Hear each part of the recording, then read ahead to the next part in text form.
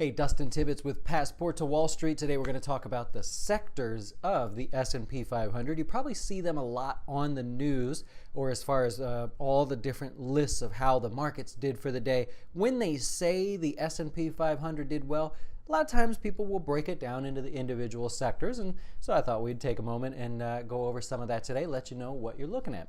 One of the most popular sectors of the S&P 500 is the consumer discretionary space, and that is usually seen as doing well in good economic times. This would be things like Netflix, automobile parts and things like that, internet companies, anything that's sort of really a non-necessity, things that you would buy after you have all of your needs. This would fall into that, upgrading appliances and things like that. So any companies that are related to that, Apple is a big one that always gets talked about. Disney, for people going to Disney World and things like that. Starbucks, of course, also consumer discretionary.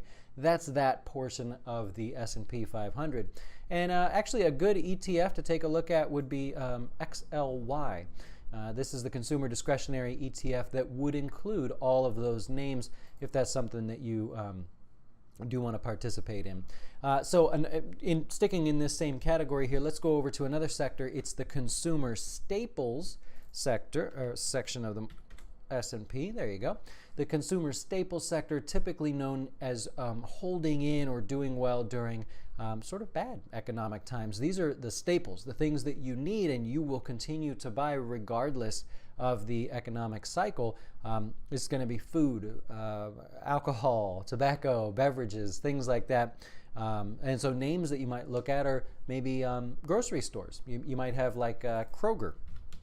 Kroger's a grocery store. That would be a consumer staple, of course, something that would fall into that.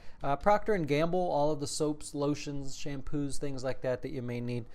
That would be another one also in that category. So the consumer staples is another sector of the S&P 500. Let's keep going on. I'll go to the energy sector.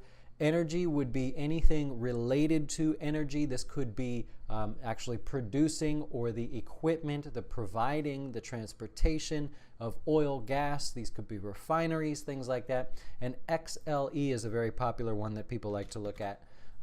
Another sector, sticking with it here, we'll go to the financials. We talk a lot about the financials, so this is sort of well known. Now, the XLF covers the large financial stocks. This does not cover all the financial stocks.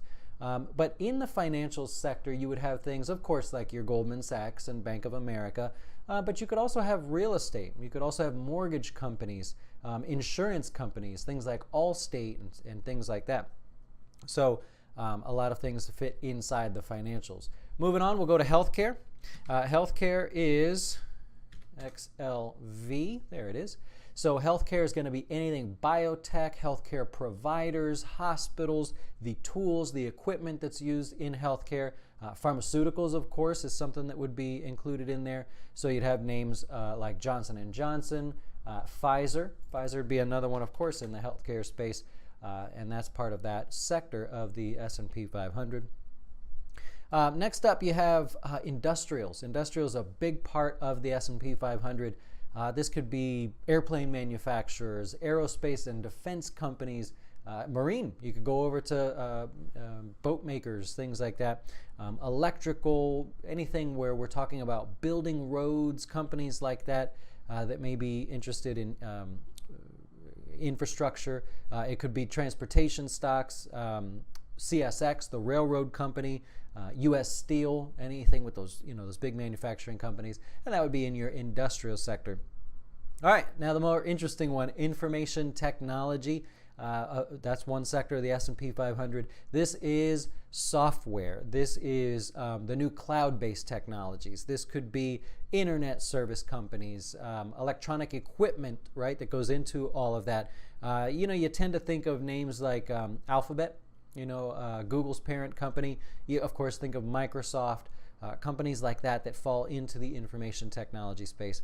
We'll go on to the materials sector. Materials is where you would find your metals and mining companies, construction companies, anything chemical related, where those like DuPont could be a company, International Paper, this of course a paper company, and that would fall into the material sector, often overlooked sector, not very exciting to look at right now, but that is one sector of the S&P 500.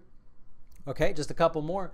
We've got telecommunications. That's a popular one. You're going to see Verizon inside of there, AT&T, any wireless and data companies that work with those companies. Of course, they're going to be part of that. T-Mobile will be another name.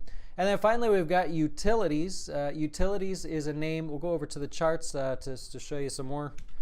Utilities, XLU, would be one of the ETFs. Of course, electric and gas companies, coal companies, water utility distribution companies, independent power companies, all are going to fall under utilities. And so those are your sectors of the S&P 500. Just thought it'd be interesting to go through that, because more and more as the markets reach what some are thinking is a potential top, the more we're going to dissect. We're not just going to be happy with looking and saying the S&P 500 was up 10 today.